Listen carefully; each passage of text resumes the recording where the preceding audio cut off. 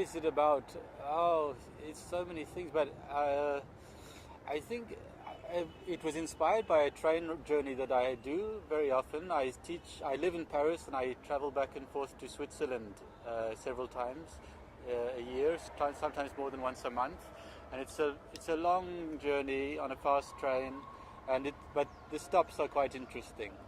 And I started to feel at a certain point in my life that life was just going too fast and too narrow, and one doesn't have time to, or it's almost, one doesn't have time, but it's almost threatening when things are taking one off, when things take one off one's path, which one doesn't quite know what to do with, or it doesn't feed into one's trajectory in a way which one can understand, or something happens which is not what one planned. It's somehow threatening, and one is in such a tight, fast channel, rapid channel a lot of the time.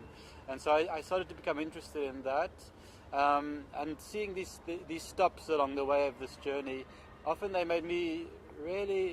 provoked a kind of a narrative which wasn't there. They were just banal places, but the decor of these places really had some kind of cinematic quality. So I thought it might be interesting to make a film where you have this journey, and then you have these stops. You have these stops in the film where something happens, but it's ambiguous whether there's something really dangerous going on or whether it's just an ordinary situation. And to make a narrative like that, which the viewer is trying to find, is kind of going into the suspense thing, but at the same time wondering, but is it really a suspense situation, or is it just some people who happened to meet and became friends? And so those were kind of the concerns, and also trying to work with the tradition of cinema, which I've drifted more and more towards, because I think that a luxury with cinema is that the viewer is so, even the most basic viewer, television viewer today, is extremely sophisticated in the knowledge of codes of cinema.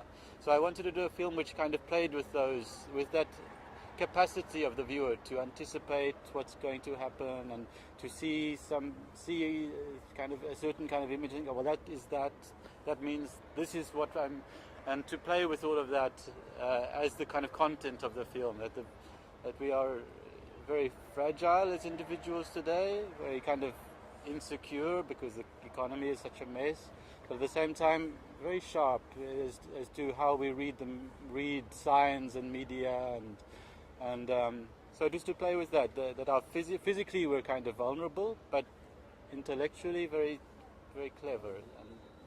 Well, I mean, my work, as I said, has moved more and more to cinema, but I always have a problem with narrative, that images and mise en scène, direction, and all of these things of cinema are a slave to narrative. Like the viewer is following this thing and waiting for this moment where everything makes sense, and then everything is resolved, and you leave the cinema and forget about it. And I always thought, well, it's a great form, but if you can keep some things which allow the viewer just to be in the moment, and just to be in front of these images and these situations and these characters and this dialogue, not worrying about finishing it and making sense of everything. And with writing, I like to do that as well, that the dialogue, okay, you sense a situation, but that can become like music almost, like a lyrical kind of experience with the dialogue, that it kind of turns inside out sometimes, or it becomes, sometimes I try to make things rhyme a little bit, or to make things a little bit obscene sometimes in the dialogue, to just kind of make it, because to just make something an illusion, I think it's important that the viewer becomes aware that fiction is, we're all the time seeing things as a fiction. We're all the time wanting to see things from our point of view, and I think you need to mess with that a little bit, so the viewer just kind of takes some distance on that kind of way of seeing a narrative, and then takes a distance on their life or the way they look at things in general. I think that's why I like narrative, because it's so seductive as a form. But at the same time, it's a possibility to to create a distance for the viewer and contemporary life. How do I see the changes? Well, I mean, it's an interesting discussion because, well, the changes that I see, the exhibition part is very new for me. I never saw an exhibition part of the festival. Before it was very, very big programs of films, and that was quite nice as well because you're very focused on one work and then the next work and then the next work. Exhibition, it's less easy to focus because there's lots of other things competing. So there's a kind of a formal change, I think, and there seems to be quite a little bit of a discussion about it. Is this issue of South is becoming problematic or frustrating for people? Because in artists' minds, I mean, most of these artists here, they're from Peru or wherever, but they live somewhere in the north. And most of these artists here are not in a commercial circuit either. They're video art makers, but they're not selling their work in a gallery. So in people's minds, South, North, it's all mixed. We're all speaking the same language because we're not dominated so much by market values or having to represent our culture to a tourist kind or some kind of a center, represent our nation to some market in Europe or wherever. And so I think a lot of people here in their heads there is no north-south. Everybody's kind of playing with these different codes and languages, but outside of this bubble, it's still very strong. It's still very. I come from South Africa. When you're in South Africa, you're very aware that people rely completely on galleries to develop a career. And galleries make work for a tourist buyer who's looking for a South African artist, kind of. So it's a funny. I think there's interesting things like what is going on in people's thinking is 15 years ahead of what's going on in the art market and in the kind of in the nuts and bolts. So I find that very interesting how this kind of shift is slowly happening, and we all have these common codes and these common artistic preoccupations and which are universal, and languages which we've all learned from.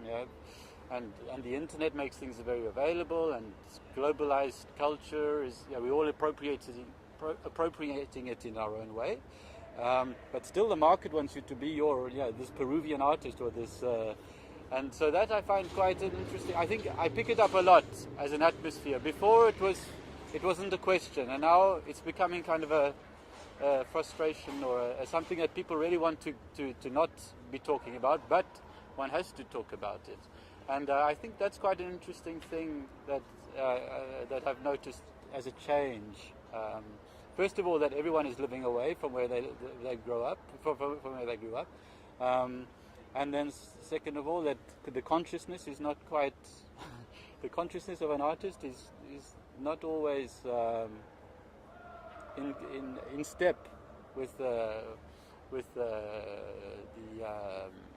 infrastructure, kind of the values of the on the ground and the market. And but also it's a way of thinking. I mean, what is really nice about Video Brazil is that even though we have this, we all studied modernism and postmodernism and from a European kind of point of view. But I lived in South Africa until I was 30 years of age, 30 years old, and my way of thinking will never be French, or it will never be anything else, but it's very different, and in a lot of ways much freer.